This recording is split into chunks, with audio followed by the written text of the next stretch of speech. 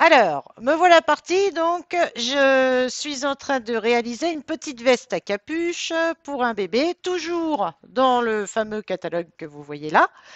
Et donc, j'arrive à une étape, à la septième étape. Et à la septième étape, on nous dit gancer les bords en mettant le biais sur le pourtour de la capuche, sur les devants, le bas du dos et les poignets.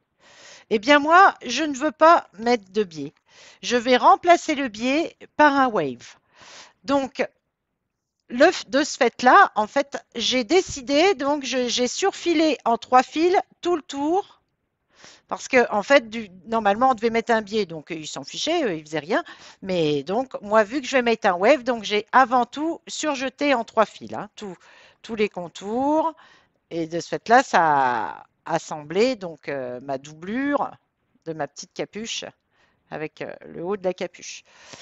Et j'ai fait déjà mes manches en wave parce que, comme je vous l'ai expliqué sur les astuces, l'épisode numéro 1, eh bien, en fait, j'ai fait mon wave à plat, mes manches à plat. Avant de monter le dessous, j'ai piqué mes manches et après, j'ai assemblé avec ma surjeteuse en 4 fils.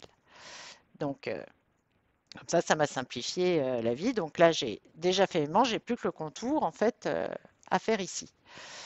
Mais je vais vous montrer une petite astuce parce que c'est vrai que quand on veut remplacer un biais, eh bien, il faut que le wave il soit quand même de taille assez importante. Donc j'ai une petite astuce, on va pouvoir faire le wave un tout petit peu plus gros qu'à l'habitude. Mais attention, vous allez bien respecter ce que je vous dis et surtout ne pas mettre de largeur plus grande hein, parce que sinon ça risquerait de ne pas plaire à la machine. Donc je vais déjà l'enfiler en wave. Alors pour l'enfiler en wave, je prends le fil du boucleur inférieur. Je le mets à sa position normale. Bon là, je suis obligée de...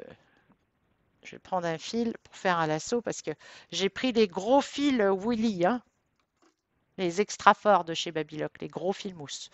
Donc du fait que c'est des gros fils mousse, la machine va pas pouvoir aspirer ce gros fil mousse parce que c'est plein de petits fils extensible.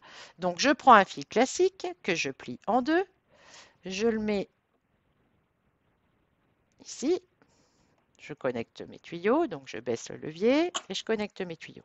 Je tiens le petit lasso, j'appuie, hop, il est arrivé. Je passe mon gros fil mousse à l'intérieur et je tire ici.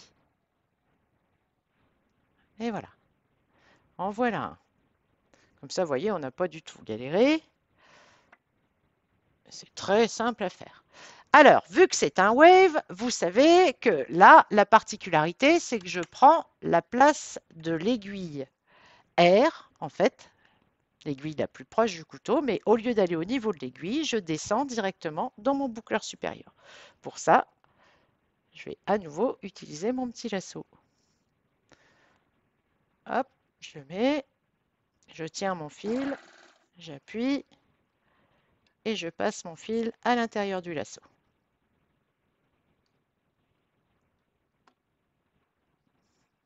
Voilà. Donc là, enfilage wave classique.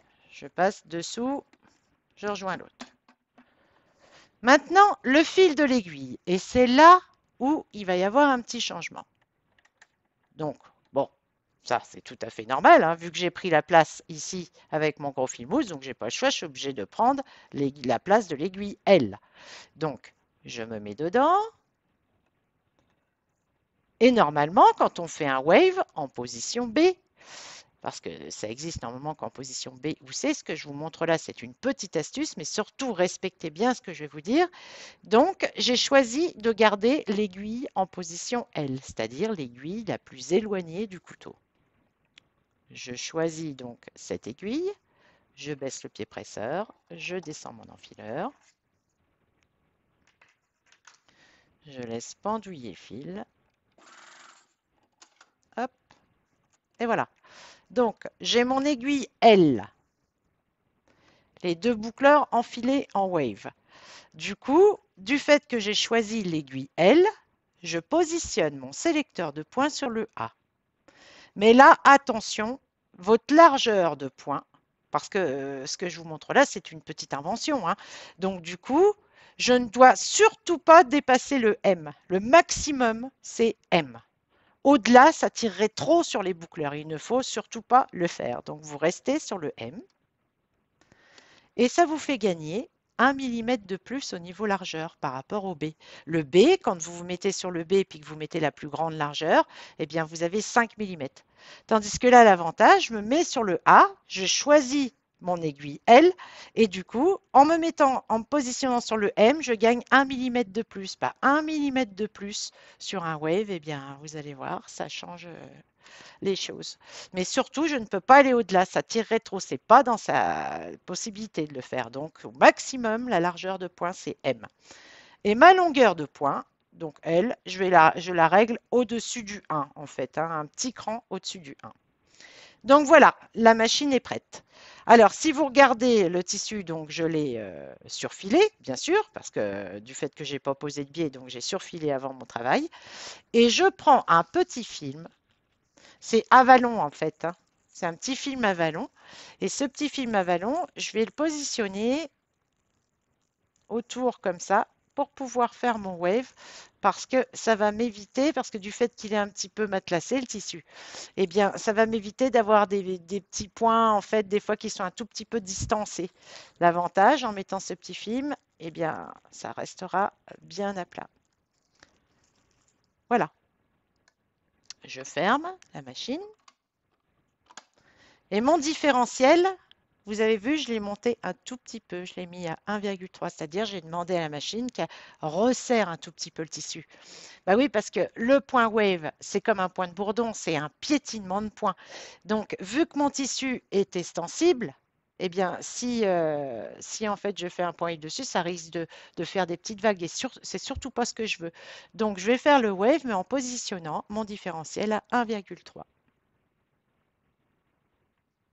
On y va. Alors, je me suis en fait positionnée un tout petit peu avant dans le dos en fait et un tout petit peu avant la couture du côté. Et du coup, j'ai mis ce petit avalon. Alors, ce petit avalon, en fait, il se trouve dans tous les magasins de machines à coudre. On l'utilise beaucoup, ce petit film là, pour les brodeuses, en fait. Ça évite, par exemple, quand on brode sur de l'éponge, que les petits picots remontent. Donc là, en fait, c'est pas des petits picots, mais vu que c'est matelassé, bon, bah, forcément, quand on va arriver dans les petits creux et tout, ça peut me distancer un petit peu mes points. Donc, l'avantage de petits films, ça sera plus régulier. Et puis vous avez peut-être pas remarqué, mais j'ai débrayé le couteau, hein. Le couteau est sur le lock, en fait, hein, parce que ça, c'est vraiment important. Parce que je ne veux surtout pas que ma machine coupe, hein. J'ai surjeté en 3 fils avant, donc le travail est fait maintenant. Donc, en débrayant le couteau, j'ai l'avantage que mon couteau reste positionné, en fait, sur le haut et de cette façon, donc il me sert de guide. Donc, je m'appuie contre le couteau. Ça, c'est bien aussi, c'est génial de pouvoir débrayer ce couteau en ayant en fait toujours accès avec ce couteau, mais uniquement en position guide. Et voilà,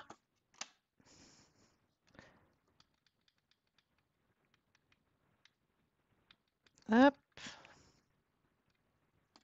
on y va.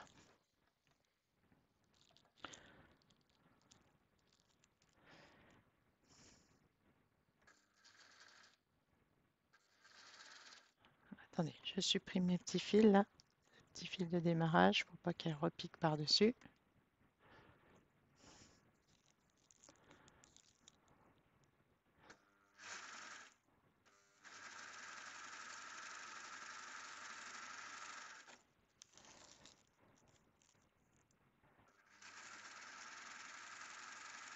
Alors surtout lentement, hein.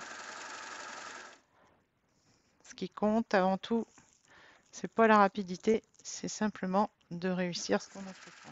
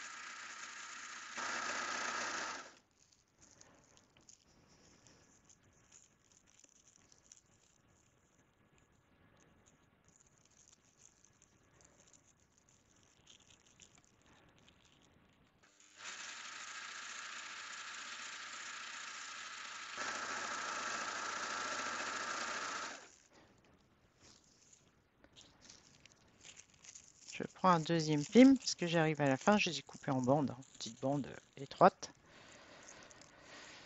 Alors là, on va monter sur la capuche. Vous voyez, on arrive au niveau de la capuche. Donc là, on a fait le tour du bas.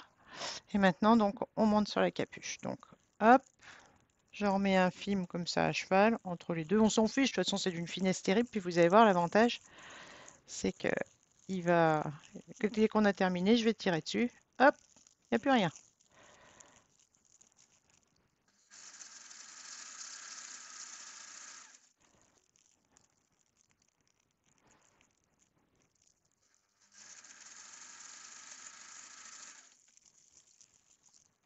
Allez, là, il est coincé.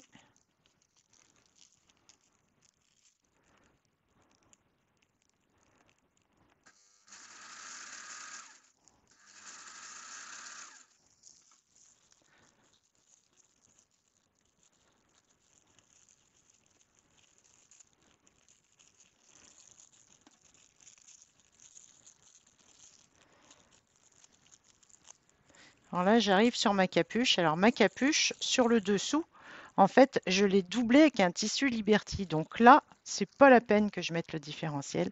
Je vais revenir sur le neutre.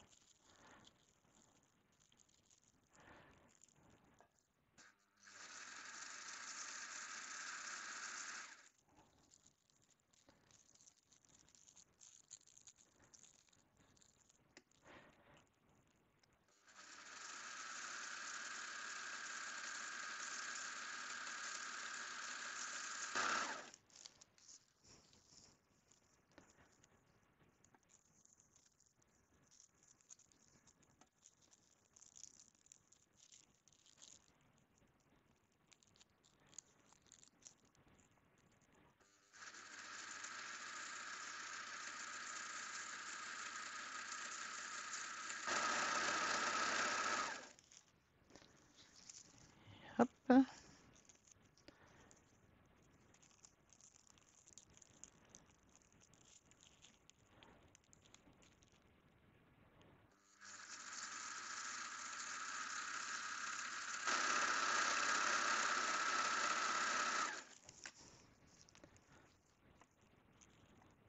Et surtout quand je vais revenir sur le jersey, parce que là j'ai bientôt fini la capuche, il faut surtout que je remette mon différentiel à 1,3 si je veux pas de petites vagues. Donc je recoince un autre petit film. Alors c'est bien parce que c'est un petit peu, c'est très facile à positionner.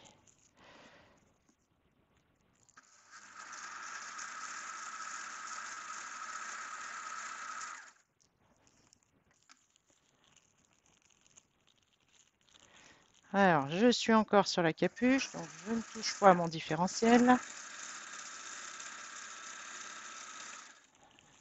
Et là, donc en dessous c'était bien mon tissu. Donc, vous voyez, donc du coup c'est pour ça que j'avais remis le différentiel sur le neutre. Mais là maintenant en dessous, là, c'est plus doublé, donc du coup, ça redevient mon jersey qui est vraiment extensible. Donc,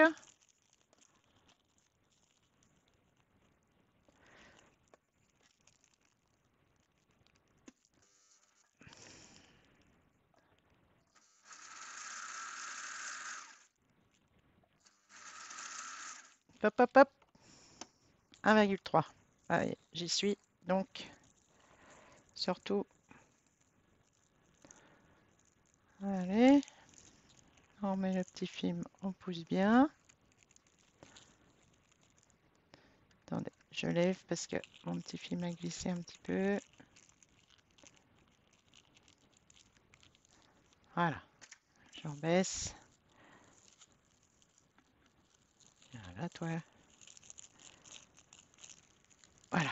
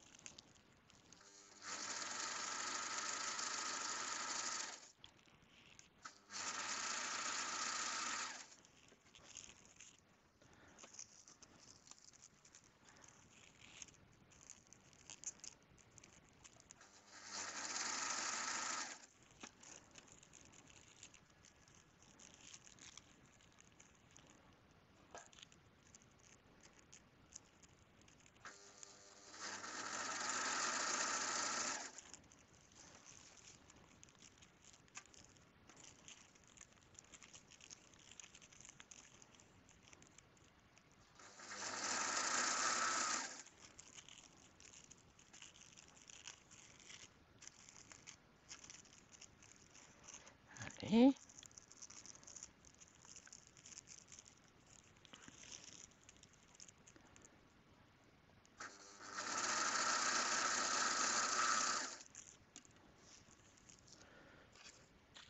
hop, on en reprend un.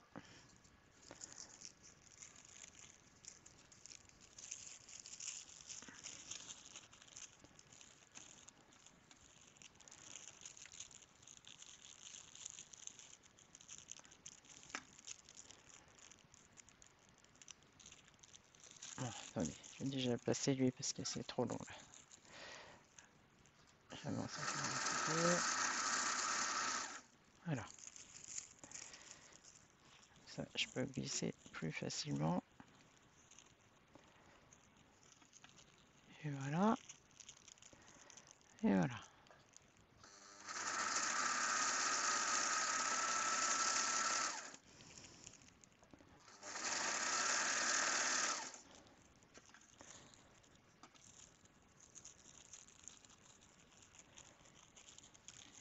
Hop.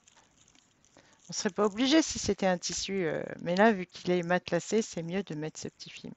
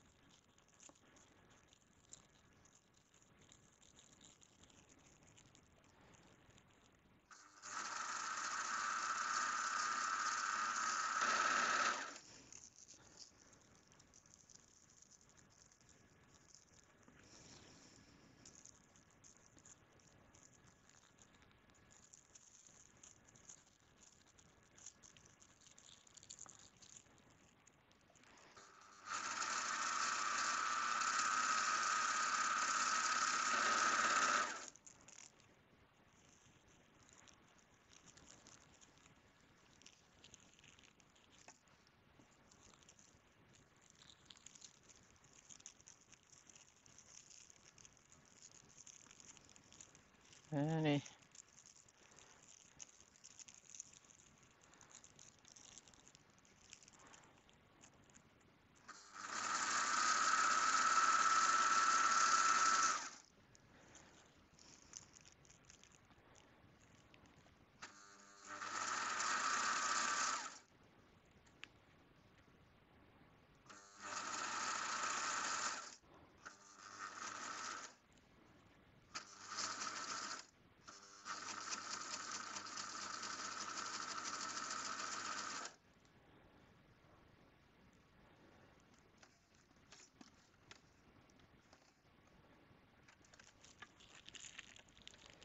Je lève.